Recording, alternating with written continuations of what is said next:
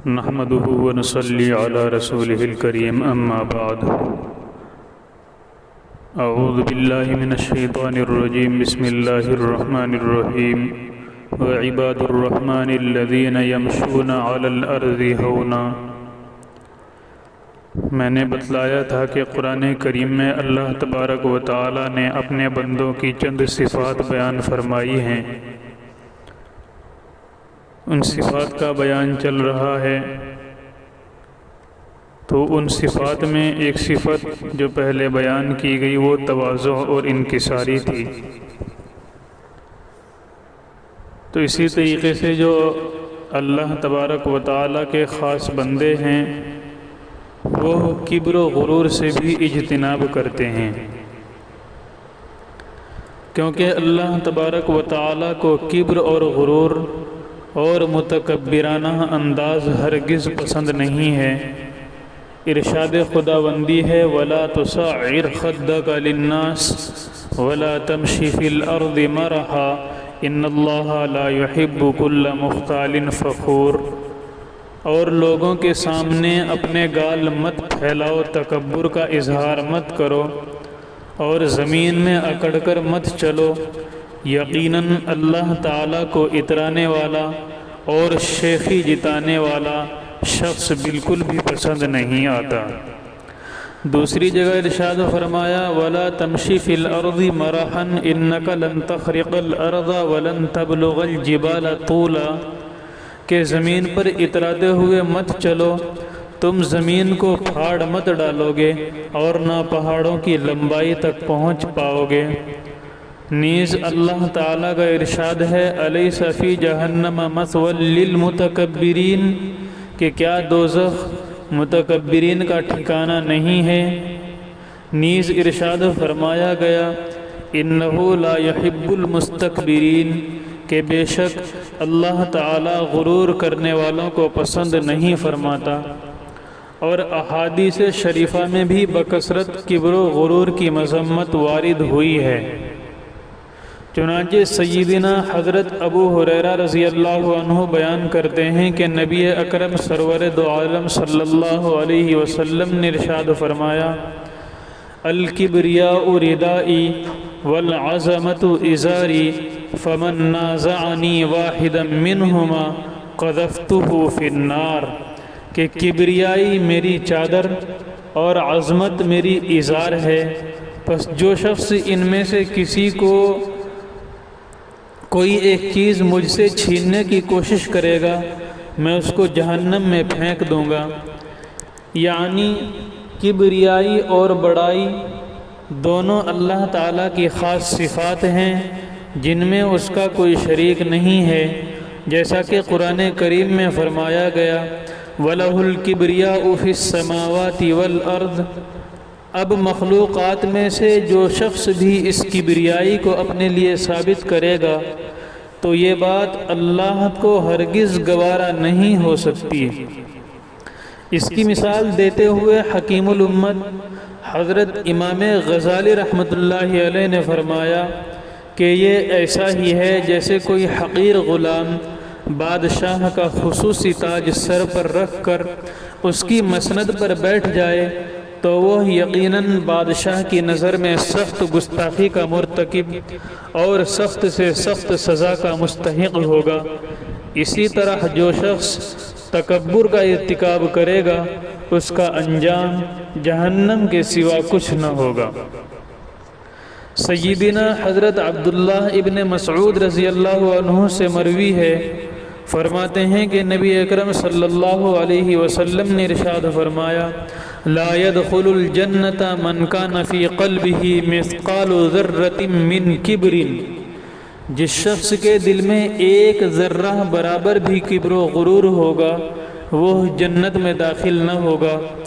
اس حدیث سے معلوم ہوا کہ متکبر شخص اپنے تکبر کی سزا بھگتے بغیر جنت میں داخل نہ ہو سکے گا۔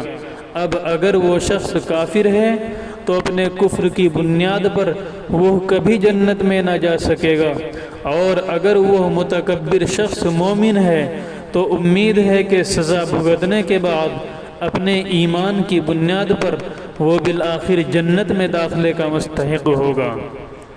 سیدنا حضرت حارثہ ابن وہب خزاعی رضی اللہ عنہ بیان کرتے ہیں کہ میں نے نبی اکرم سرور دو عالم صلی اللہ علیہ وسلم کو یہ ارشاد فرماتے ہوئے سنا، الا اخبرکم بأہل الجنت کل ضعیف متضعف لو اقسم علی اللہ لأبرہ، الا اخبرکم بأہل النار کل عتل جواز مستکبر، کہ کیا میں تمہیں جنتیوں کے بارے میں نہ بتلاؤں کہ وہ اکثر ہر کمزور اور حقیر سمجھے جانے والے لوگ ہیں، وہ اگر اللہ کے نام پر کوئی قسم کھا لیں تو اللہ ان کی قسم پوری فرما دیتے ہیں، اور کیا میں جہنمیوں کے بارے میں نہ بتاؤں، یہ وہ لوگ ہیں جو سخت جھگڑالو، ترشرو اور متکبر ہیں۔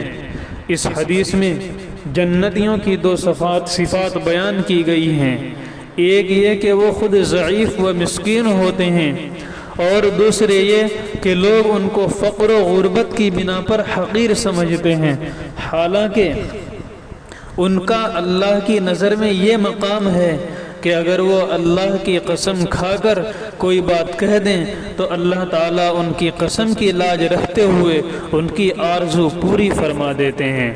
اس کے برخلاف جہنمیوں کی 3 صفات بیان کی گئی ہیں۔ نمبر 1، وہ شدید قسم کے جھگڑالو ہوتے ہیں۔ نمبر 2، وہ سخت مزاج اور اکڑ ہوتے ہیں۔ نمبر 3، وہ کمینہ صفت ہوتے ہیں۔ ایسے لوگ اللہ کی نظر میں مبغوض اور قابل لعنت ہے، جن کا ٹھکانہ جہنم ہے۔ سیدنا حضرت عبداللہ ابن عمر ابن العاص رضی اللہ عنہ روایت کرتے ہیں کہ نبی اکرم سرور دو عالم صلی اللہ علیہ وسلم نے ارشاد فرمایا، ان اہل النار کل جعزری جواز مستکبر جماع مناع واہل الجنت الضعفاء والمغلوبون، کہ جہنمی لوگ وہ ترشرو، سخت گیر، متکبر، مال کے حریص اور بخیل لوگ ہیں، اور اہل جنت اکثر کمزور اور مغلوب لوگ ہوں گے۔ اس روایت میں جہنمیوں کی 5 صفات بیان ہوئی ہیں۔ وہ نمبر 1، وہ سخت گیر ہوتے ہیں۔ نمبر 2، وہ اترا کر چلنے والے ہیں۔ نمبر 3، وہ اونچی ناک والے ہیں۔ نمبر 4، وہ پرلے درجے کے لالچی اور حلال حرام کی تمیز کے بغیر مال جمع کرنے والے ہیں۔ نمبر 5، وہ حقوق خداوندی کی ادائیگی میں پرلے درجے کے بخیل اور کنجوس سے واقعی ہوئے ہیں۔ یہ سب صفات انتہائی ناپسندیدہ ہیں، جن سے بچنا ہر انسان پر لازم ہے۔ ان روایات سے معلوم ہوا کہ مغرور شخص جس کی پہچان یہ ہے کہ وہ حق کا انکار کرتا ہو اور دوسرے لوگوں کو اپنے سے حقیر سمجھتا ہو، ایسا شخص اللہ تعالیٰ کی نظر میں سخت مبغوض ہے، دنیا اور آخرت میں ذلت اس کا مقدر ہے، جیسا کہ اللہ تبارک و تعالیٰ نے ابلیس کا ذکر فرماتے ہوئے اس کی ہٹ دھرمی، انکار اور حضرت آدم علیہ السلام کے مقابلے میں اپنی برتری کے اظہار کی بنا پر اسے قیامت تک ملعون قرار دیا گیا۔ نیز ارشاد فرمایا، وَإِنَّ عَلَيْكَ لَعْنَتِي إِلَىٰ يَوْمِ الدِّينِ، یعنی تجھ پر قیامت تک لعنت ہے۔ اسی کو شیخ سعدی نے فرمایا، تکبر عزازیل را خار کرد، بزندان لعنت گرفتار کرد، کہ تکبر نے عزازیل یعنی شیطان ابلیس کو ذلیل کر ڈالا، کہ اس کے تکبر نے اسے لعنت کی قید میں گرفتار کروا دیا۔ حضرت امام غزالی رحمۃ اللہ علیہ نے لکھا ہے کہ عام طور پر متکبرین میں تکبر کے کئی درجات پائے جاتے ہیں۔ پہلا درجہ یہ ہے کہ ان کے دل میں اپنی بڑائی ہوتی ہے اور وہ اپنے کو دوسروں سے کمتر سمجھتے ہیں، لیکن وہ بالقصد کوشش کر کے لوگوں کے سامنے تواضع اور انکساری کا اظہار کرتے رہتے ہیں۔ ایسے لوگوں کے دل میں تکبر کے درخت کی جڑ تو موجود رہتی ہے، لیکن وہ اس درخت کے سب پتے کاٹ کر رکھتے ہیں۔ یہ تکبر کا ادنا درجہ ہے۔ دوسرے وہ لوگ ہیں جن کا دلی تکبر ان کے افعال اور اقوال سے بھی ظاہر ہوتا ہے۔ مثلا وہ لوگوں سے ترش روئی کے ساتھ پیش آتے ہیں یا بے نیازی کا اظہار کرتے ہیں، اور ہر وقت ان کی زبانوں پر اپنے مفاخر کا تذکرہ رہتا ہے۔ بلا شبہ ایسے لوگ سخت دھوکے اور غرور میں مبتلا ہیں۔ وہ اگرچہ اپنے کو عالم یا عابد سمجھیں، لیکن وہ علم و عبادت کے تقاضوں سے کوسوں دور ہیں۔ اور سب سے پرلے درجے کے متکبر وہ لوگ ہیں جو اپنے حسب و نسب کی بنیاد پر دوسروں کو حقیر سمجھتے ہیں، حتیٰ کہ عام لوگوں کے ساتھ اٹھنا بیٹھنا بھی انہیں گوارا نہیں ہوتا، اور وہ ہر وقت اپنے آباء و اجداد کا نام لے کر فخر کرتے رہتے ہیں، حالانکہ اسلام کی نظر میں ایمان و عمل کے بغیر حسب نسب کی کوئی حیثیت نہیں۔ اسی طرح بعض لوگ اپنی مالی وسعت کی بنیاد پر یا حسن و جمال کی بنیاد پر یا اپنے شاگردوں اور متعلقین کی کثرت کی بنیاد پر اپنے کو دوسروں سے برتر سمجھتے ہیں۔ یہ سب باتیں اللہ کی نظر میں ناپسند ہیں، جن سے بچنا چاہیے۔ غور کیا جائے تو معلوم ہوگا کہ تکبر جہاں بھی پایا جائے گا وہاں 4 اسباب میں سے کوئی ایک سبب ضرور موجود ہوگا۔ نمبر 1، عجب، یعنی اپنے کو دوسروں سے اچھا سمجھنا۔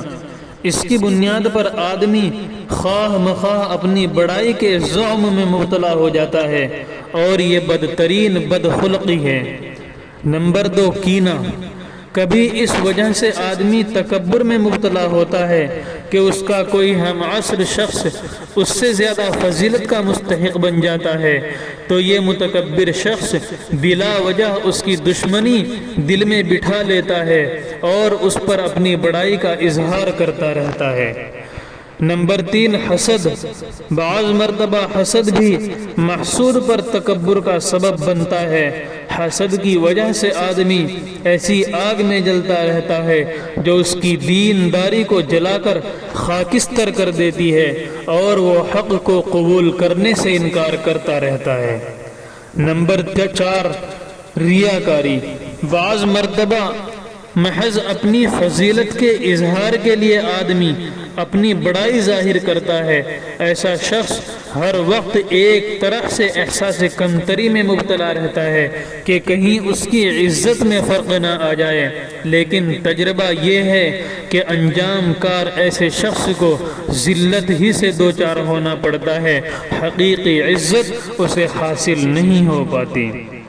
تکبر میں مبتلا لوگوں سے تکبر کا اظہار اکثر و بیشتر 6 چیزوں کی وجہ سے ہوتا ہے۔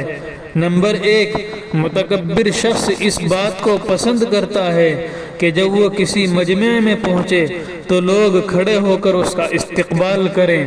نمبر 2، متکبر شخص یہ چاہتا ہے کہ لوگ اس کے گھر پر آ کر خود اس سے ملیں، اور دوسروں کے گھر پر جا کر ملنے سے اسے تکلف ہوتا ہے، جبکہ یہ بات تواضع کے خلاف ہے۔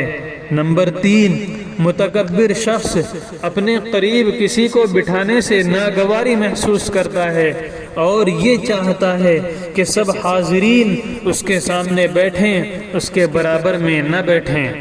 نمبر 4، متکبر شخص اپنا گھریلو کام کرنے کو بھی اپنی مزعومہ عزت کے خلاف سمجھتا ہے۔ نمبر 5، متکبر شخص اپنے ہاتھ میں سودا سلف اور سامان لے کر لوگوں کے سامنے چلنے کو بھی گوارا نہیں کرتا۔ نمبر 6، متکبر شخص کو اگر کوئی برا بھلا کہے تو وہ اسے ہرگز برداشت نہیں کرتا اور فوراً اس کے انتقام کے در پہ ہو جاتا ہے۔ حضرت امام غزالی رحمۃ اللہ علیہ فرماتے ہیں کہ تکبر ایک بدترین روحانی بیماری ہے، اس کا علاج فرض عین ہے جو محض تمنا سے ممکن نہیں، بلکہ اس کے لیے دو طرح کی تدبیریں اختیار کرنا ضروری ہیں۔ نمبر 1 یہ کہ آدمی خود اپنی حیثیت جانے اور اپنی کمزوریوں پر نظر رکھے۔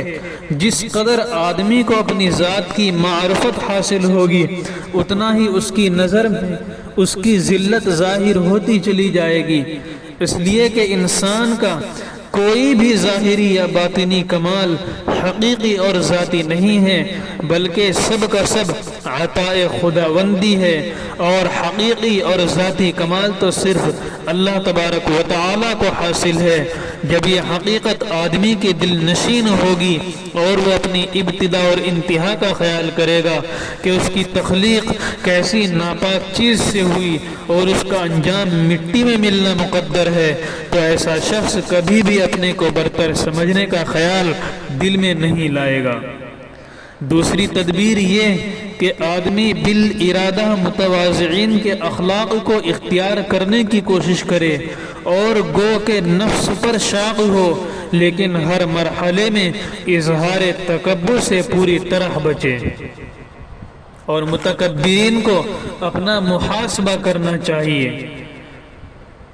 جو شخص نسب کے اعتبار سے کبر میں مبتلا ہو وہ یہ سوچے کہ آخر اپنے آباء و اجداد کے کمال کی بنیاد پر وہ خود کیسے معزز ہو سکتا ہے، کیونکہ یہ ضروری نہیں کہ اچھی صفات والے باپ کا بیٹا بھی انہی صفات کا حامل ہو، جیسا کہ عربی شاعر نے کہا ہے لئن فخرت بآبائی ذوی شرف لقد صدقت ولكن بئس ما ولدوا، کہ اگر تم عزت و شرافت والے آباء و اجداد کے ذریعے فخر کرو تو اگرچہ تم نے سچ کہا، لیکن بات یہ ہے کہ انہوں نے تم جیسی بہت بری اولاد کو جنم دیا ہے۔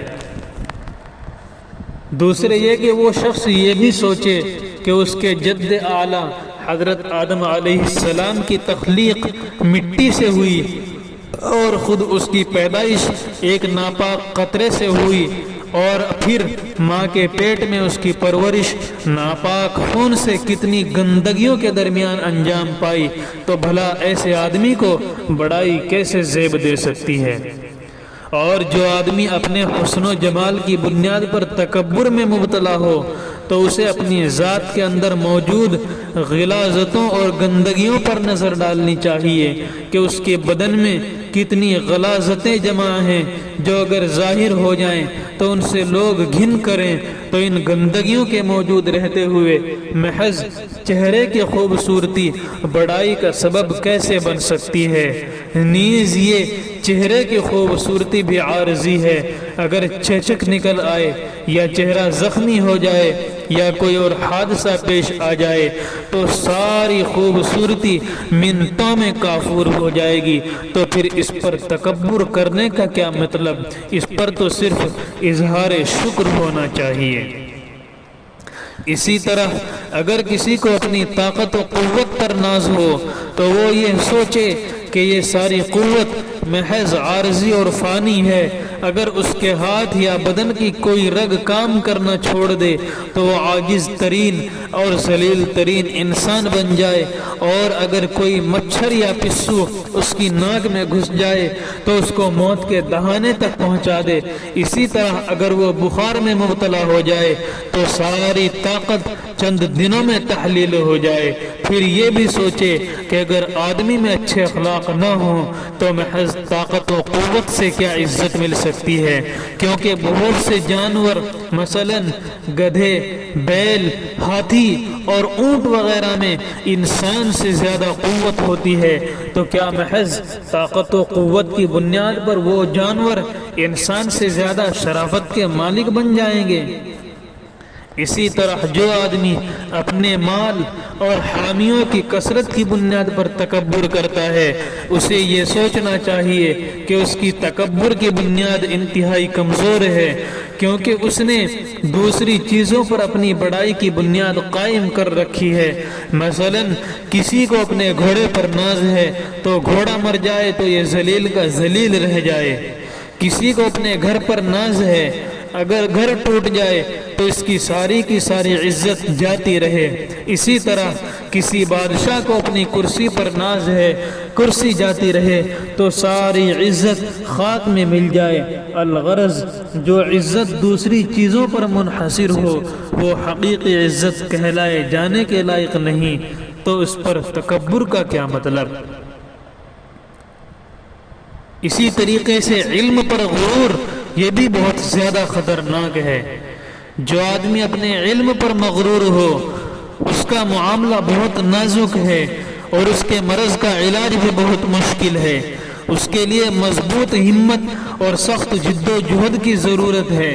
ایسے شخص کو اولاً یہ بات ذہن میں رکھنی چاہیے کہ عالم کی غلط روی اللہ کی نظر میں جاہل کی کج روی کے مقابلے میں زیادہ سخت ہے، اور آدمی کا علم اگر اسے اپنی معرفت نہ کرا سکے تو یہ علم کس کام کا؟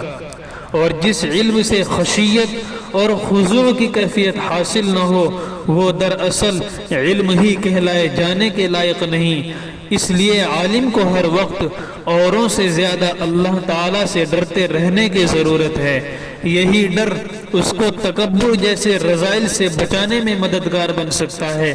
عالم کو سمجھنا چاہیے کہ بڑائی صرف اللہ تعالیٰ کو زیب دیتی ہے، کسی بھی مخلوق کو خواہ وہ کتنی ہی خوبیوں والی کیوں نہ ہو بڑائی زیب نہیں دیتی۔ نیز عالم کو اس بات سے بھی ڈرنا چاہیے کہ کہیں خدا نخواستہ اس کی کجروی اس کی بد انجامی کا سبب نہ بن جائے۔ حضرت وہاب ابن منبہ رحمۃ اللہ علیہ نے ارشاد فرمایا کہ آدمی کی عقل اس وقت تک کامل نہیں ہو سکتی جب تک کہ اس میں 10 باتیں نہ پائی جائیں۔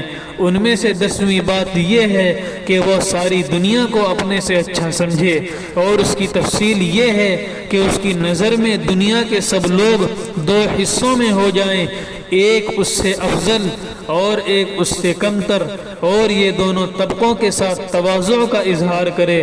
وہ اس طرح کہ افضل لوگوں کی جماعت میں شامل ہونے کی خواہش رکھے اور ادنا لوگوں کے بارے میں یہ خوش گمانی رکھے کہ ہو سکتا ہے کہ یہ اپنی کسی باطنی خوبی سے نجات پا جائیں اور میں اپنی کسی برائی کی وجہ سے سزا میں گرفتار ہو جاؤں۔ اس لیے ہر وقت اللہ کی رحمت کا امیدوار رہے اور اس کے غضب سے ڈرتا رہے، تو یہ آدمی کا کامل عقل ہونے پر دلیل ہے۔ خلاصہ یہ ہے کہ ہر متکبر شخص اپنی بیماری کا احساس کرے اور پھر اس کے علاج کی مخلصانہ کوشش کرے، اپنی چال ڈھال میں تواضع کا اظہار کرے، رعونت، ہٹ دھرمی اور بیجا سختی سے پرہیز کرے، اور بہتر ہے کہ کسی صاحب نسبت عارف باللہ بزرگ سے اپنا تعلق قائم کر کے اس کی ہدایات اور مشوروں پر عمل کرے۔ اللہ تعالی ہم سب لوگوں کو ہر سطح پر تکبر سے محفوظ فرمائے، حقیقی تواضع سے آراستہ فرمائے اور مساکین کے ساتھ ہمارا حشر فرمائے۔ آمین ثم آمین۔